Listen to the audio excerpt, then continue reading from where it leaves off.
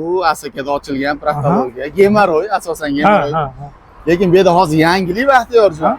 Yo'g'on ichakdagi o'zi ko'rib turadi. Mana bu qismida bu yerda gijjalar bo'ladigan bo'lsa, gijjalar bu sohadan o'tib ketayotgani.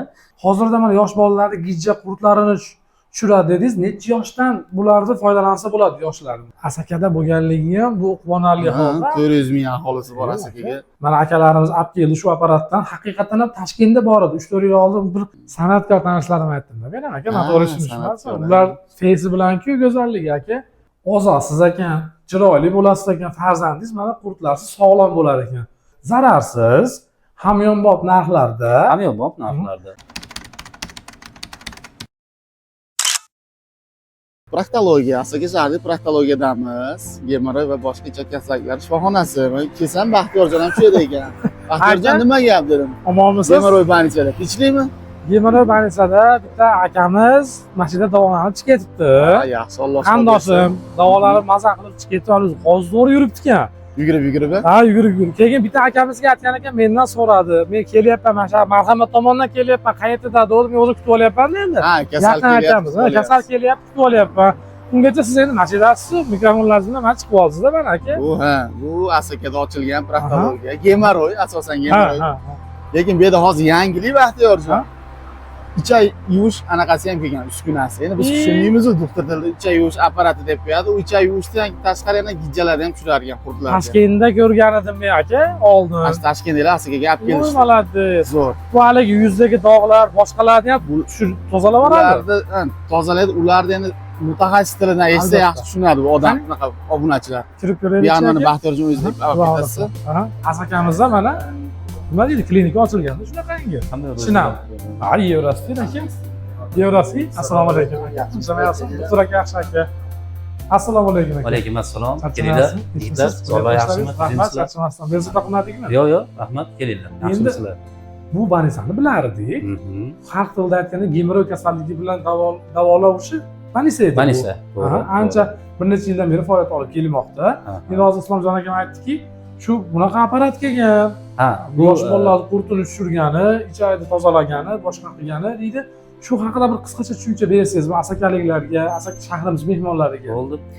Bu apparatimiz Hydrocon apparatimiz. Bu Germaniyadan ishlab chiqarilgan. Bu apparatimiz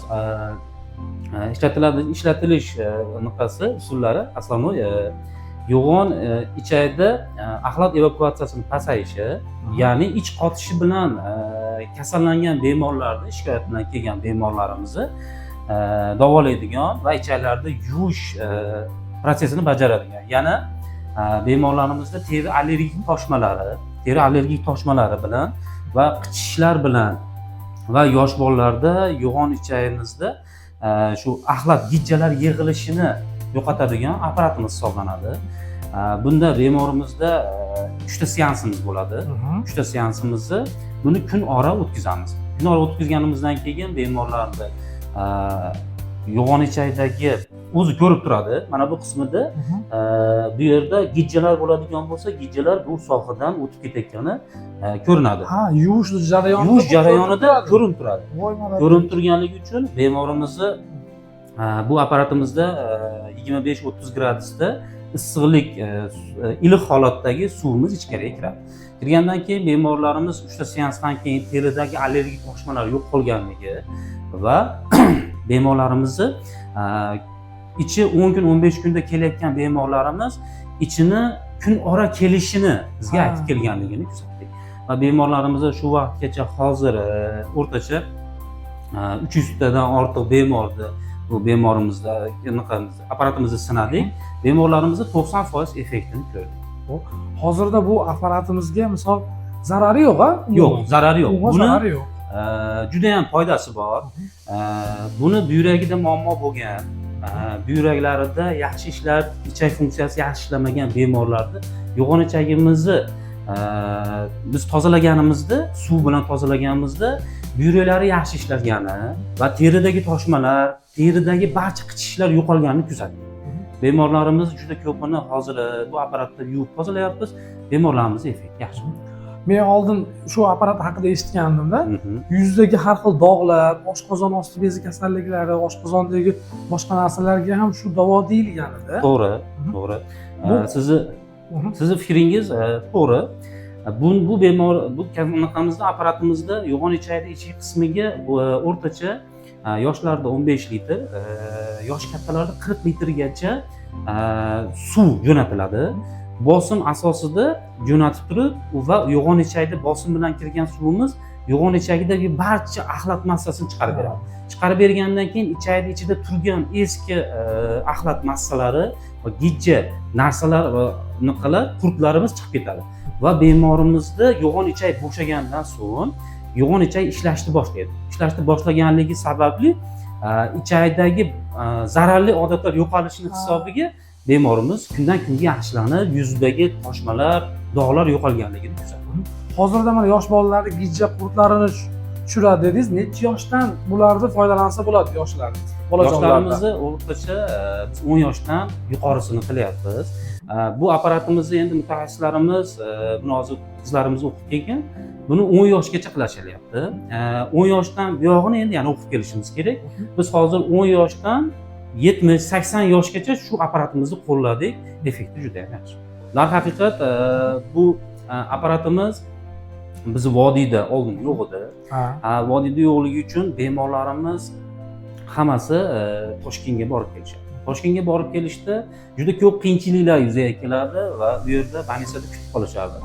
Biz endi shuni maslahatlashib, buni vodiyga olib kelaylik. Vodiyga ham Asaka tumaniga, Andijon viloyati Asaka tumaniga olib kelib, bu apparatimizni ishlatsak, bemorlarimiz yengillik bo'lishi maqsadida bu apparatimizni olib keldik.